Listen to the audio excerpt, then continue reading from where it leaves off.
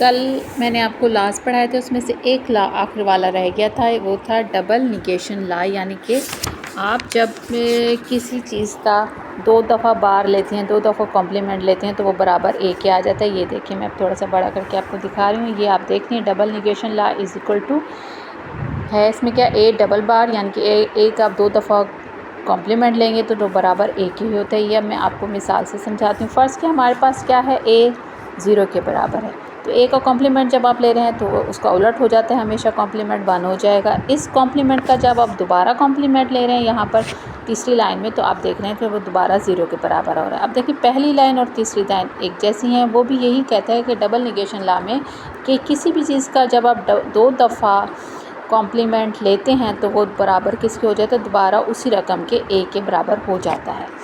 अब इसमें से कुछ मिसालें हैं जो मैंने आपको करवानी है। पहली मिसाल जो है वो आपकी वो इस लाज जो आप पीछे पढ़ चुके हैं उसको देखकर आप हल करेंगे। पहली पेन टूल लेते हैं, ठीक है। पहला क्या है, ए प्लस, ठीक है, ए बार डॉट बी, इसको आपने हल करना है, ठीक है। अब यहाँ पर क्या है, ठीक है,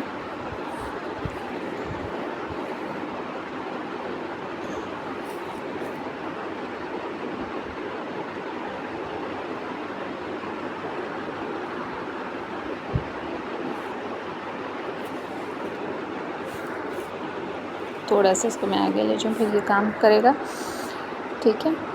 इसमें क्या है, ए प्लस ए बार, आपने डिस्ट्रीब्यूटिव लॉ पढ़ा था कि उसमें क्या था कि ए प्लस एक दो दफ़ा, ए प्लस आप लिखेंगे दो दफ़ा, फिर ब्रैकेट के अंदर जो पहली चीज़ है ए बार, ए प्लस उसके साथ भी जमा होगा, ठीक है।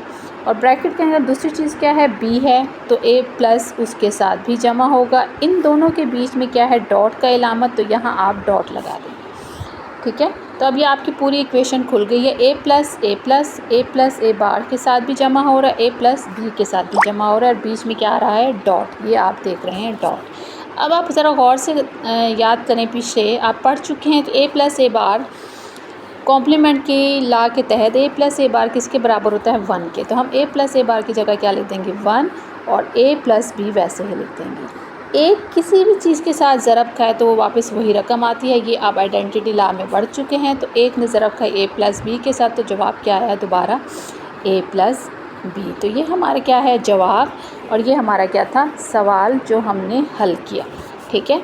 तो इस तरह आपका जवाब जो है थोड़ा सा मुख्तसर हो गया। आपने बूलियन लॉज को इस्तेमाल करके एक इक्वेशन को सॉल्व किया। ये पहली मिसाल थी जो मैंने आपको करवाई। आप जो भी लॉज इस्तेमाल करेंगे, मेरे पास तो जगह नहीं है तो इसलिए आप फिर उसको यहाँ पर लिखेंगी। यहाँ पर आपने कौन सा लॉज इस्तेमाल किया था, डी मॉर्गन का लॉ, सॉरी डी मॉर्गन नहीं, डिस्ट्रीब्यूटिव लॉ। फिर यहाँ पर आपने क्या इस्तेमाल किया था, यहाँ आपने आइडेंटिटी लॉ इस्तेमाल किया था। अब इसी तरह हम दूसरा थोड़ा सा आगे लेके जाते हैं, दूसरा सवाल हल करते हैं। दूसरा सवाल क्या कह रहा है, ये थोड़ा सा बड़ा है।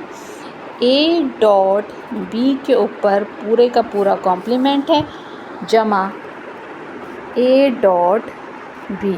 आपने डी मॉर्गन लॉ पढ़ा था कि जब ये वाली चीज़ हम डी मॉर्गन लॉ के तहत इसको हल करेंगे, ए के ऊपर भी बार आ जाएगा, ठीक है, बी के ऊपर भी बार आ जाएगा, ठीक है, और डॉट की जगह हम क्या डाल देंगे, जमा। ये हमारा डी मॉर्गन लॉ के तहत खुल गया। बाकी सवाल का हिसाब वैसे ही लिखेंगे, ए डॉट बी,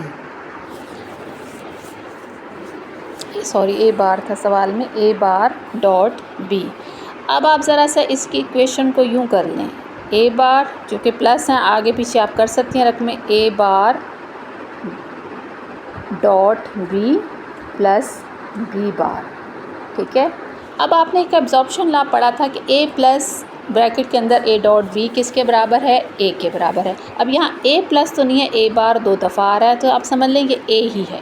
तो एब्जॉर्प्शन लॉ के तहत ए बार प्लस ए बार डॉट बी किसके बराबर होता है, ए के। यहाँ हमारे पास ए नहीं है बल्कि ए बार है, तो हम ए बार लिखेंगे। ये इक्वेशन हमने इस तरह से हल कर ली। इसमें कौन सा लॉ इस्तेमाल किया, एब्जॉर्प्शन लॉ।